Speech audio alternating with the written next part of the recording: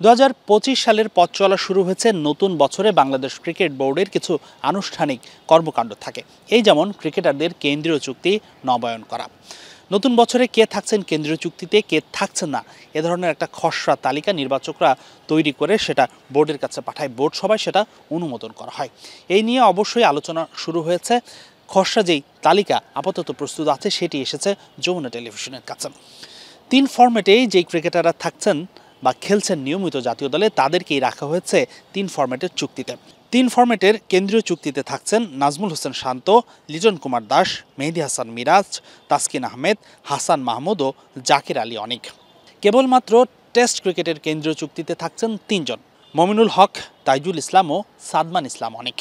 Test ও one day এই 2 ফরম্যাটের জন্য চুক্তিবদ্ধ ক্রিকেটার 2 জন, মুশফিকুর রহিম ও নাহিদ রানা। ওয়ানডে আর টি-20-র কেন্দ্রীয় চুক্তিতে আছেন শরীফুল ইসলাম, তাওহিদ হৃদয়, মুস্তাফিজুর রহমান, তানজিম হাসান সাকিব, সৌম্য সরকার, তানজিদ হাসান তামিম। টি-20 ফরম্যাটের কেন্দ্রীয় চুক্তিতে আপাতত রাখা হয়েছে 4 জনকে, নাসুম আহমেদ, শেখ মেহেদী হাসান, শামীম পাটোয়ারি ও রিশাদ হোসেন। তবে লক্ষণীয় এই খসড়া তালিকায় নেই বেশ কিছু নাম। তার মধ্যে সবচেয়ে বড়টা সাকিব আল হাসান।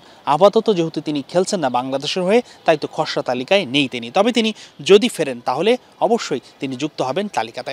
এছাড়া মাহমুদুল্লাহ রিয়াদের নামও নেই। চ্যাম্পিয়ন্স ট্রফির পর তার অবসরের যে গুঞ্জন আছে, সে কথা আছে, সেই কারণেই আপাতত খসড়া তালিকায় রাখা হয়নি তাকে। তবে রিয়াদ ওয়ানডে ফরম্যাটের খেলাটা চালিয়ে গেলে অবশ্যই সেই ফরম্যাটের চুক্তিতে ঢুকে যাবেন তিনি। এছাড়াও টেস্ট স্কোয়াডে থাকেন এমন কিছু ক্রিকেটার এখনও চুক্তিতে থাকবেন কিনা সেই বিষয়ে আলোচনা হচ্ছে।